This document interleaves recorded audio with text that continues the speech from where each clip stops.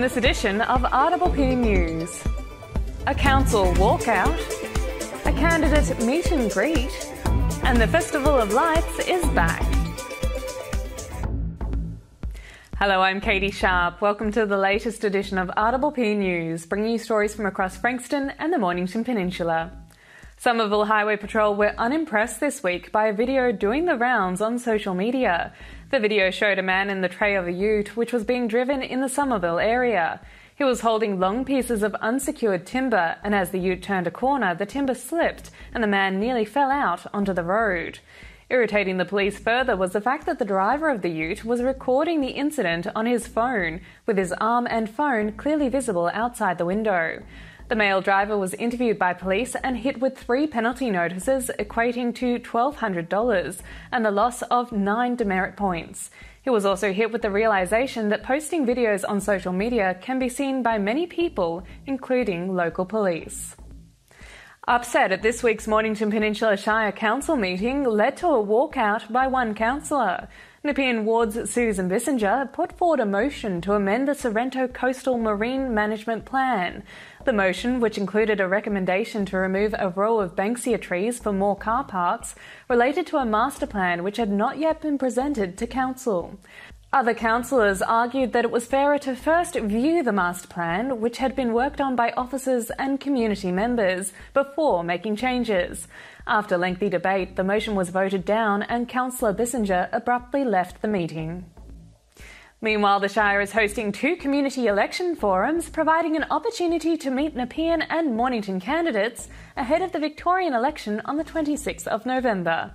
Mayor Councillor Anthony Marsh will chair the forums and ask questions of the candidates on behalf of the community.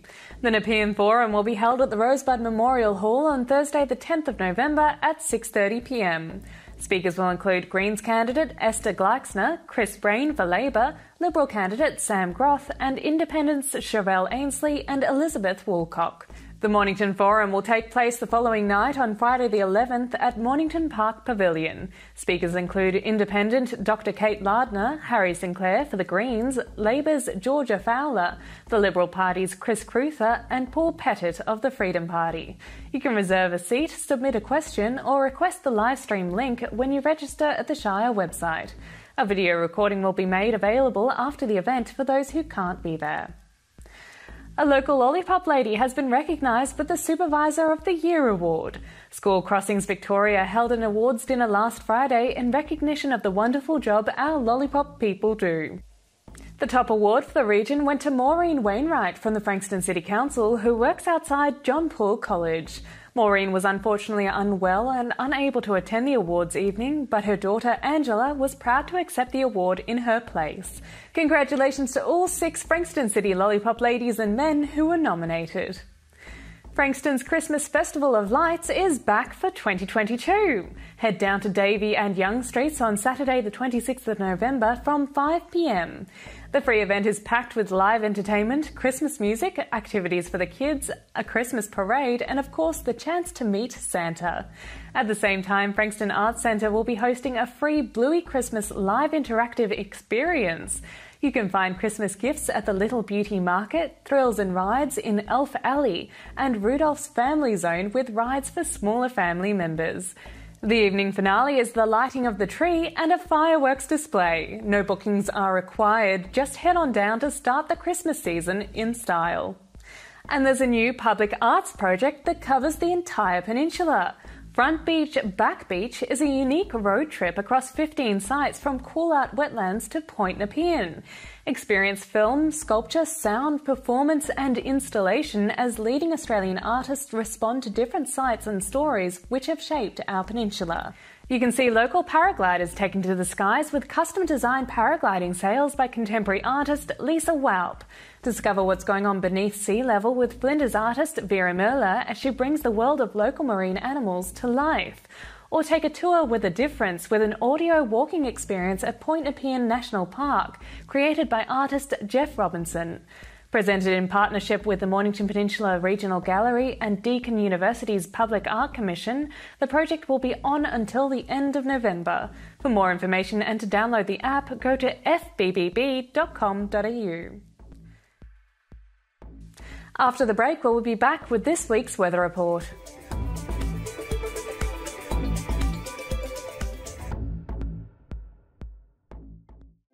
Everyone knows Australia has 4 big banks, but the 5th biggest retail bank is snapping at their heels. It's a bank that's been around for over 160 years, can be found in over 500 locations nationwide, looks after over 1.8 million customers, and is regularly voted one of the most trusted brands out of all the thousands of brands in Australia. Who is this fantastic number 5? Yep, it's Bendigo Bank. The better big bank. Established in 1988, Progress Signs has been servicing the local community for 30 years. Located on the Mornington Peninsula, they are the #1 destination for all your signage needs, specialising in a variety of signage from vehicles to shop fronts, occasional and corporate events, short-term, long-term and everything in between. If it's signs you need, be it large or small, Progress Signs is the place to call. Available 24/7 at progress-signs.com.au or call the team on 5975 9188. Thinking signs? Think Progress Signs, a station sponsor.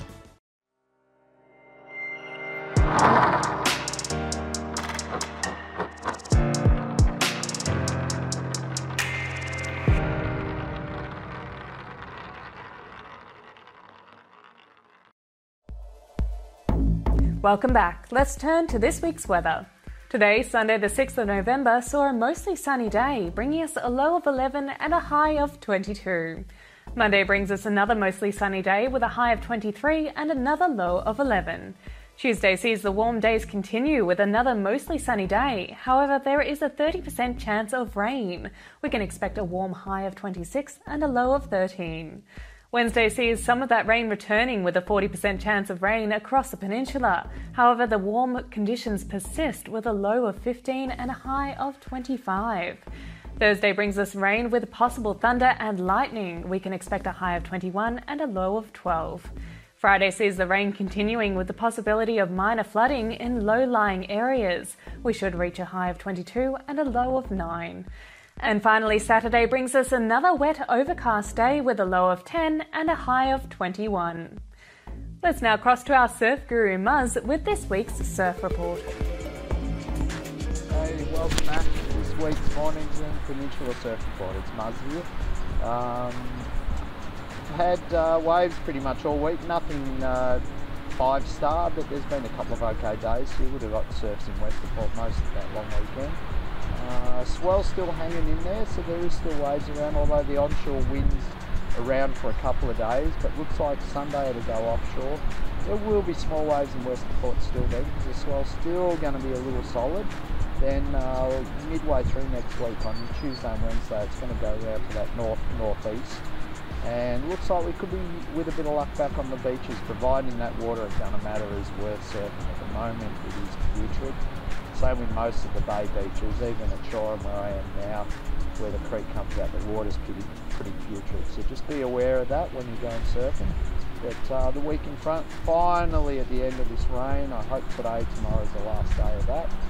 And looks like we get a couple of warm days early next week. So fingers crossed we get offshores, some nice waves, but yeah, just be aware of the runoff. It's not fantastic. Enjoy, things can only look up from here, and I'll see you next week. And that's all from our team here at RPP News, serving the community with stories that matter to you. Keep watching and do tell your friends. Bringing you the news from coast to coast across Frankston and the Mornington Peninsula, I'm Catie Sharp. See you for the next edition.